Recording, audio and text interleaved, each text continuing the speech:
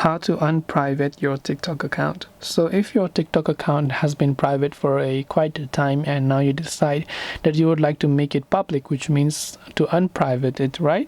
So it is normally quite very simple to do that. All you have to do is currently you can open the TikTok application, and this is the type of interface that you will see. Now after you are logged in, you can currently see the profile icon here. If I come to profile, you can see it indicates that I have a private account, but if I want to make it unprivate or switch it back to the public account, I can tap on the three lines option from the top right, then go to the option called settings and privacy. From here I can simply, under account, you can see the option called privacy. So go to privacy, and here you can see private account. The blue toggle is turned on, which means my account is currently private. So turn it off. I just have to turn off private account, switch to a public account, and right there you can see my account will be successfully removed from the private account list.